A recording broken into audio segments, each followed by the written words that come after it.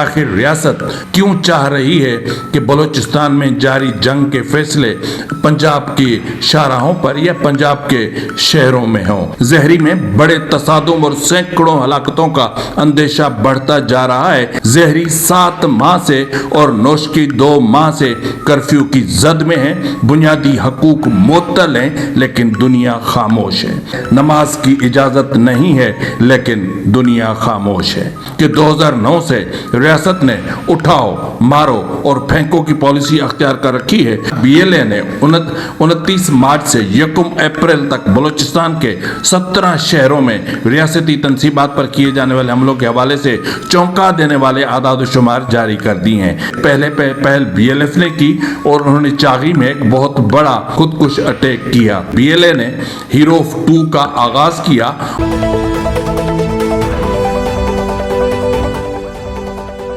बिस्मिल्लाहिर्रहमानिर्रहीम, अस्सलाम वालेकुम नाज़रीन, ये है फरवाज़ NB न्यूज़। मैं हूं आपका मेज़बान नवाज़ भुट्टो एक नए व्लॉग के साथ। आपसे वही गुजारिश है कि अभी तक अगर आपने मेरे चैनल को सब्सक्राइब नहीं किया तो कर लें। आप भी करें, अपने दोस्तों और रिश्तेदारों से कहें कि वो भी सब्सक्राइब करें, लाइक करें, शेयर करें ताकि मेरी रीच में इजाफा हो सके। नाज़रीन, गुज़िश्ता रोज़ 3 अप्रैल थी। जी नाज़रीन, 3 अप्रैल से बलूचिस्तान की कुछ तल्ख यादें जुड़ी हुई हैं। शहीद शेर मोहम्मद बलोच, शहीद गुलाम मोहम्मद बलोच, लाला मुनीर, सच पूछें तो वो हमसे बिछड़े ज़रूर हैं लेकिन भूले नहीं हैं। बलूचिस्तान की मिट्टी आज भी उनके और उन जैसे हज़ारों बलोचों के खून की खुशबू से महकती है। 3 अप्रैल 2009, जी नाज़रीन, 3 अप्रैल 2009 बलूचिस्तान के ज़िला केच के शहर तुर्बत के बाज़ार में वाक़े एक वकील के दफ्तर से पाकिस्तानी फोर्सेस ने बलोच रिपब्लिकन पार्टी के जनरल सेक्रेटरी शेर मोहम्मद बलोच और फिर बलोच नेशनल मूवमेंट के चेयरमैन गुलाम मोहम्मद बलोच और बलोच नेशनल मूवमेंट के सीनियर रहनुमा लाला मुनीर को हिरासत में लेने के बाद जबरी तौर पर लापता कर दिया था। 1 हफ्ते के बाद, जी नाज़रीन, 1 हफ्ते के बाद 9 अप्रैल 2009 को जिला केच के इलाके मरगाब से तीनों रहनुमाओं की मस्ख लाशें बरामद हुई। इन्हीं वाक़यात से बलूचिस्तान में पाकिस्तानी फोर्सेस की उठाओ, मारो और फेंको की पॉलिसी का आगाज हुआ। यही वजह है कि जुलाई 2010 से मई 2011 तक कम से कम 140 अफराद को इसी तरह पहले उठाया गया, लापता किया गया और फिर उनकी मस्ख लाशें फेंकी गई। तो बलूचिस्तान में ये जो मस्ख लाशों का या फिर उठाओ, मारो और फेंको की जो पॉलिसी है, ये बुनियादी तौर पर 2009 से शुरू हुई जो आज तक जारी है। और इस पॉलिसी की जद में हजारों बलोच इस वक्त तक अपनी जिंदगियां कुर्बान कर बैठे। नाज़रीन, इस वक्त एक तस्वीर आपकी स्क्रीन पर मौजूद है। इस तस्वीर में आप देख सकते हैं एक खातून है, एक बुजुर्ग खातून है और वो उससे जबरन जबरदस्ती अपने बेटे की से लातालुकी का ऐलान करवाया जा रहा है। वो कह रही है कि मेरे बेटे तैयब को 3 माह कबल में घर से उठाया गया था। नाज़रीन, उठाया गया था, मुझे नहीं मालूम कहाँ ले गए, मेरा इससे अब कोई ताल्लुक नहीं है। ये कहते हुए एक माँ का कलेजा फट गया। इससे पहले भी एक और नौजवान थे जहां से वल्द बहराम के वालिद से भी इसी तरह लाताल्लुकी का बयान दिलवाया गया था और फिर उसके बाद 31 मार्च को उसे पंजगूर के एक जाली मुकाबले में कत्ल कर दिया गया था। लेकिन जब ये माँ उठती है तो फिर एक अहलकार आगे बढ़ता है और उसके लड़खड़ाते हुए कदमों को संभालने के लिए उन्हें आसरा देकर या सहारा देकर ले जाता है। अगर उसका बेटा लापता था या अगर उसका बेटा गुम था, उसके बेटे ने खुद साख्ता गुमशुदगी अख्तियार कर रखी थी, तो फिर मेरे ख्याल में एक माँ ये न बोलती कि मेरे बेटे तैयब को 3 माह कबल घर से उठाया गया था। तो इस तरह की सैकड़ों जबरी प्रेस कॉन्फ्रेंसेस करवा के और बलूचिस्तान में जिस तरह के हालात पैदा किए गए हैं वो बहुत ही तकलीफ दे हैं। मुझे समझ में बात नहीं आ रही कि आखिर रियासत बलूचिस्तान के मामलात को पंजाब की तरफ क्यों धकेलने की कोशिश कर रही है। क्यों चाह रही है कि बलूचिस्तान में जारी जंग के फैसले पंजाब की शाहराहों पर या पंजाब के शहरों में हों, क्योंकि ऐसा होता दिखाई दे रहा है। लेकिन इससे पहले कि मैं आपको कुछ और खतरनाक हक़ाइक़ बताऊं, मैं सबसे पहले आपको एक और भयानक चीज की तरफ ले जाता हूं। नाज़रीन, वो अहम तरीन मामला ये है कि जहरी और नोशकी में मुसलसल कर्फ्यू की वजह से हालात इंतहाई अबतर होने लगे हैं। जहरी में बड़े तसादुम और सैकड़ों हलाकतों का अंदेशा बढ़ता जा रहा है, लेकिन दुनिया खामोश है। जहरी 7 माह से और नोशकी 2 माह से कर्फ्यू की जद में है। बुनियादी हकूक मुअत्तल हैं, लेकिन दुनिया खामोश है। जहरी की जामे मस्जिद को फौजी कैंप के तौर पर इस्तेमाल किया जाने लगा है। नमाज की इजाजत नहीं है, लेकिन दुनिया खामोश है। जहरी से मुंतखब होने वाले सरदार सनाउल्लाह जहरी के हुक्म पर लगाया जाने वाला कर्फ्यू खत्म न हुआ तो हालात संगीन से संगीन तर भी हो सकते हैं और फिर यहाँ से एक भयानक बगावत की आग भी उठ सकती है। 7 माह से जारी कर्फ्यू ने इलाके को मफलूज कर दिया है। लोग घरों से निकलने से खौफजदा हैं। लोगों के दिलो दिमाग में बगावत शिद्दत अख्तियार करने लगी है। किसी भी वक्त बड़ा तसादम हुआ तो सैकड़ों हलाकतें हो सकती हैं। बलूचिस्तान के जिला खुजदार की तहसील जहरी में गुज़िश्ता 7 माह से पाकिस्तानी फोर्सेस की जानिब से कर्फ्यू नाफिज किया गया है, जहां शहरियों को बगैर इजाजत सफर करने से रोक दिया गया है और इलाके में मोबाइल फोन सर्विस और दीगर मवासलाती निज़ाम भी मुअत्तल कर दिए गए हैं। गुज़िश्ता साल बलोच आज़ादी पसंदों के इलाके में दाखिल होने के बाद पाकिस्तानी फौज ने बड़े पैमाने पर ऑपरेशन करते हुए जहरी के मरकजी बाजार और दीगर मकामात पर कैंप कायम कर दिए थे। इस दौरान इलाके में कर्फ्यू भी नाफिज कर दिया था। इलाका मकीनों के मुताबिक जहरी के वाहिद बाजार नूरगामा में जगह जगह पाकिस्तानी फोर्सेस के एहलकार तैनात हैं और रोजाना सिर्फ 2 घंटों के लिए शहरियों को बाजार जाने की इजाजत दी जाती है, जबकि शहरी बगैर इजाजत कोयटा और खुजदार तक सफर नहीं कर सकते। मकामी अफराद ने शिकायत की है कि पाकिस्तानी फोर्सेस नूरगामा की जामे मस्जिद को कैंप के तौर पर इस्तेमाल कर रहे हैं, जिसकी बायस लोग ईद नमाज से भी महरूम रहे और जुमा नमाज अदा करने से भी महरूम हैं और घरों पर नमाज पढ़ने पर मजबूर हो चुके हैं। मकीनों का कहना है कि उन्होंने बलूचिस्तान हुकूमत से शिकायत भी की, ताहम जहरी से मुंतखब होने वाले सरदार सनाउल्लाह जहरी ने खुद ये हुक्म जारी किया है कि फौज कर्फ्यू जारी रखे। जहरी के इलाके सोहदा में हालिया अरसे के दौरान पाकिस्तानी फौज के ड्रोन हमलों के वाकयात भी रिपोर्ट हुए हैं। फौज के ड्रोन हमलों के एक वाक़े में 2 अफराद के जाँ बहक होने की इतलात सामने आई थी, जबकि इससे कबल तकरीबन 1 माह पहले मज़कूरा मकाम के करीब एक और मुबैना ड्रोन हमले में 2 खवातीन समेत 4 अफराद की हलाकत की खबरें भी सामने आई थीं। जहरी की तरह नोशकी में भी 6 फरवरी से शुरू होने वाला कर्फ्यू ताहाल जारी है, जहां शाम होते ही बाजार बंद कर दिए जाते हैं, जहां नोशकी के रिहायशियों को भी मगरिब के बाद मरीजों को अस्पताल ले जाने समेत कोयटा जाने वाले रास्तों से भी रोक दिया जाता है, जहां फौजी हुकाम ने हुक्म जारी किया है कि जब तक इलाका मकीन पाकिस्तानी फौज के हक में रैली नहीं निकालते कर्फ्यू जारी रहेगा। जहरी का मामला इंतहा से ज़्यादा संगीन से संगीन तर होता जा रहा है। इसलिए दुनिया को चाहिए, इसलिए उनको जो इंसानी हकूक़ की बात करते हैं और वो जो इंसानी हकूक़ के तहफ़्फ़ुज़ के तंजीमों के ओहदेदारान हैं, उन सबको चाहिए कि वो अपनी ज़बान खोलें, आगे आएँ और आगे आकर जहरी के मामले में या जहरी में जो सैकड़ों हलाकतों का अंदेशा है, उससे पहले कम से कम वो आगे बढ़कर और इस मामले को रोकें। इसके अलावा नाज़रीन, जिस तरह मैं आपको एक ख़तरनाक मामले की तरफ लेने जा लगा हूँ, लेकिन उससे पहले मैं आपके सामने रखना चाहता हूँ कि इस वक्त पाकिस्तान कहाँ खड़ा है। नाज़रीन, जिस तरह मैंने आपसे कहा था कि 2009 से रियासत ने उठाओ, मारो और फेंको की पॉलिसी अख्तियार कर रखी है, तो दूसरी तरफ जो वहाँ वहाँ पर जो जंगजू आर्गेनाइजेशंस हैं उनकी कार्रवाइयों में भी इंतहा से ज़्यादा शिद्दत आ चुकी है। पिछले 3 माह में मुल्क में जो मजमूई तौर पर हलाकतें हुई हैं उनका 55% सिर्फ बलोचिस्तान में है, और यानी जो तशद्दुद के वाक़यात हैं उनमें 104% इजाफा सिर्फ बलोचिस्तान में देखने में आया है। टीटीपी के इन्फोग्राफिक के मुताबिक उन्होंने सिर्फ मार्च में 385 कार्रवाइयाँ की, जिनमें 255 एहलकारों की हलाकत रिपोर्ट हुई, जबकि 375 जख्मी हुए। इसी तरह बीएलएफ ने भी मार्च में 39 कार्रवाइयाँ की और 42 एहलकारों की हलाकत के हवाले से दावा किया।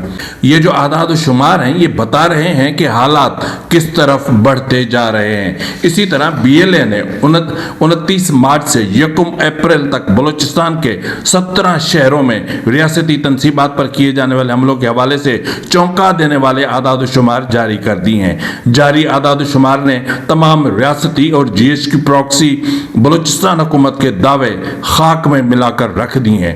बीएलए के जारी किए जाने वाले एलामिये में कहा गया है कि बलूचिस्तान के तूलो अर्ज में पाकिस्तानी फौज के खिलाफ बलोच लिबरेशन आर्मी के सरमचारों ने 29 मार्च को मरबूत हमलों का आगाज किया, जो 1 मार्च तक जारी रहे। सरमचारों ने पंजगूर, शापक, बसीमा, सिब्बी, नसीराबाद, डेरा बुगटी, मस्तोंग, कोयटा, नोशकी, जामरान, दश्त, सुराब, झलमक्सी, दालबंदीन, खारान, वाशक और कल्लात में कमोबेश 65 यानी 65 कार्रवाइयाँ की, जिनमें फौज और डेथ स्क्वाड्स और खुफिया इदारों के 86 एहलकारों की हलाकत का दावा किया और दर्जनों के जख्मी होने का दावा भी सामने आया है। इन हमलों में फौज के कैंपों समेत एयर बेसिस, राडार सिस्टम, मवासलाती टावर, रेलवे ट्रैक्स, पुलों, गैस पाइपलाइनों को निशाना बनाया गया, जबकि मरकजी शाहराहों को घंटों तक कंट्रोल में लिया गया। फौज से झड़पों के दौरान पंजगूर में 5 सरमचार जाहिद, सईद अहमद, जहांजेब, आमिर और सद्दाम, जबकि जामरान में अब्दोस्त यानी अब्दुल रहमान जान की बाजी हार गए। लेकिन यहाँ पर मसला ये है कि शिद्दत से किए जाने वाले मरबूत हमलों में जदीद असलहा और ड्रोन टेक्नोलॉजी के इस्तेमाल की बुनियादी वजह क्या थी, या जिस तरह बलूचिस्तान में अब आज बलोच अलीदगी पसंदों ने फौज के काफिले पर एक हमला किया है, जिसमें गाड़ियों को शदीद नुकसान पहुंचा और कुछ एहलकार भी हलाक हुए। रिपोर्ट्स के मुताबिक हमले में M16A4 राइफल, ग्रेनेड लॉन्चर और RPG-7 जैसे हथियार इस्तेमाल किए गए।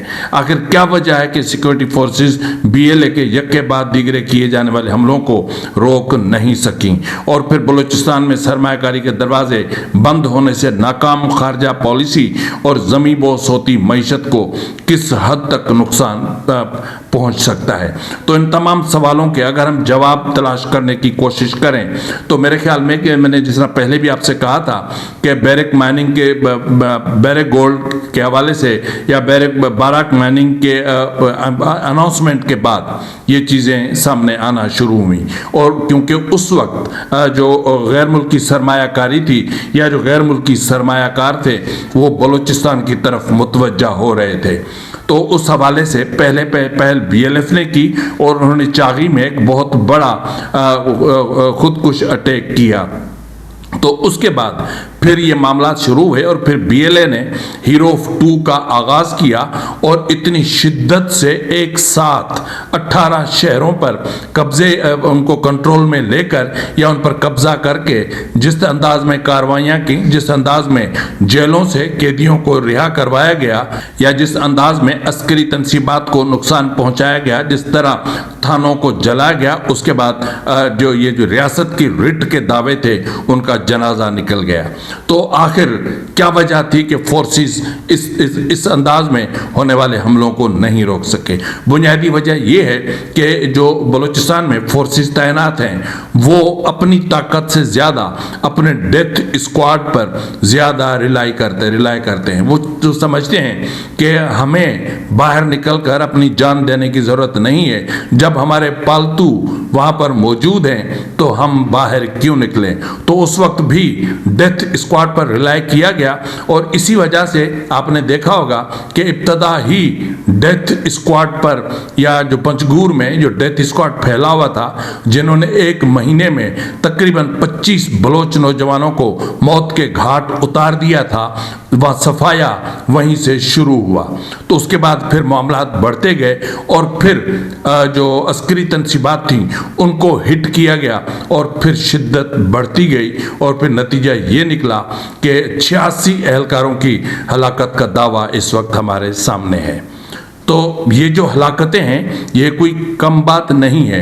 اب رہا سوال کہ ان کاروائیوں سے کیا ہوا، تو ان کاروائیوں سے یہ ہوا کہ جس طرح میں نے آپ سے کہا کہ باراک مائننگ نے واضح طور پر پاکستان حکومت کو منع کر دیا، یا ابھی منع کرنے جا رہی ہے۔ انہوں نے وارننگ دی ہے کہ 6 مہینے میں اگر سب کچھ ٹھیک نہیں ہوتا تو ہم کام نہیں کریں گے۔ تو اس طرح اس وقت جس طرح آپ دیکھ رہے ہیں کہ پاکستان کی جو معاشی حالات ہیں جس تباہی کے دہانے پر کھڑے ہیں، ایسی صورتحال میں اگر بلوچستان میں انویسٹمنٹ نہیں ہوتی تو پھر میں سمجھتا ہوں کہ پاکستان کی لڑکھڑاتی اور زمیں بوس ہوتی معیشت زمیں بوس ہو جائے گی، یعنی پاکستان کی معیشت کا جنازہ نکل جائے گا اگر بلوچستان میں بیرونی سرمایہ کاری نہیں ہوتی۔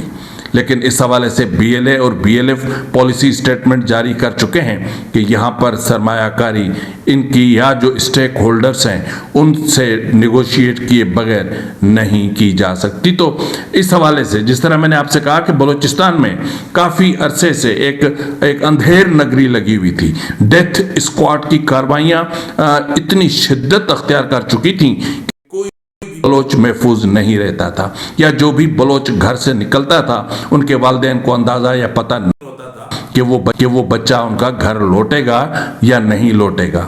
تو یہی وجہ ہے کہ بلوچستان میں ایک خوف اور ڈر کا ماحول تھا، کیونکہ آپ نے دیکھا ہوگا کہ ایک طرف تو ریاست نے بلوچستان میں سیاست پر یا سیاسی جو ایکٹیویٹیز ہیں پولیٹیکل ایکٹیویٹیز ان کو مکمل طور پر بند کر رکھا ہے۔ تو اس صورتحال میں بی ایل اے نے یہ قدم اٹھایا کہ اگر بلوچستان میں ایک معنی خیز یا ایک ایسی جنگ کہ جس کے نتائج نکل سکیں، ایسی جنگ شروع ہونے سے پہلے بہتر یہی ہے کہ وہ دشمن جو ان کا جیسا ہے، ان کی زبان بولتا ہے، ان کی ثقافت میں یا رنگوں میں رچا ہوا ہے، لیکن اس کے گلے میں پٹا کسی اور کا ہے، یعنی ڈیتھ اسکواڈ، تو اس کا صفایا بہت ضروری ہے۔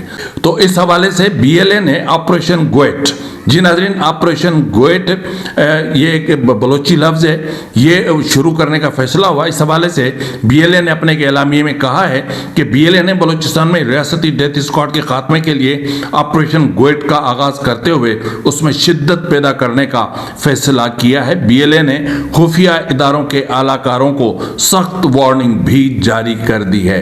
اتنا میں آپ کو بتا دوں کہ بلوچستان میں ڈیتھ اسکواڈ کے خاتمے سے پہلے بلوچستان میں قیام امن ممکن نہیں ہے۔ اگر بلوچ نوجوانوں کی زندگیوں کو بچانا ہے تو سب سے پہلے ڈیتھ اسکواڈ کا خاتمہ یقینی بنایا جائے۔ تو آگے کہا گیا ہے کہ کلات میں بی ایل اے کے سرمچاروں نے ریاست کا اعلیٰ کار مزاری بنگل زئی کو نشانہ بنایا اور اس کو کیفر کردار تک پہنچایا ہے اور اس کی ریسپانسبلٹی بھی قبول کی ہے۔ پاکستان فوج اور خفیہ اداروں کے اعلیٰ کاروں کی صفائی کی غرض سے جاری آپریشن گوئٹ یا بلوچی زبان میں گوئٹ کا اگر میں تلفظ غلط ہو تو مجھے معاف کر دیجیے گا کہ دائرہ کار کو پھیلایا جا رہا ہے۔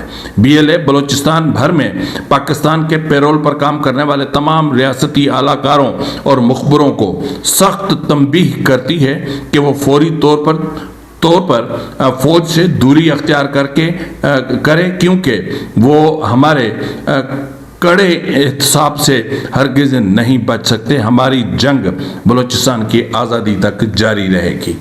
تو یہ جو وارننگ جاری کی ہے یا پھر جس طرح آپریشن گوئٹ کا دائرہ کار بڑھانے کی بات کی ہے یا جو ہے وہ اس حوالے سے مزید سخت کاروائیاں کرنے کا فیصلہ کیا گیا ہے، یا پہلے ان شہروں میں بڑی کاروائیاں کیے جانے کا فیصلہ کیا گیا ہے کہ جہاں ڈیتھ اسکواڈ کا اثر رسوخ بہت زیادہ ہے، تو میں سمجھتا ہوں کہ اگر بلوچ جنگجوؤں نے ڈیتھ اسکواڈ کا صفایا کر دیا تو بلوچستان کے حالات میں بہت بڑی تبدیلی آ سکتی ہے۔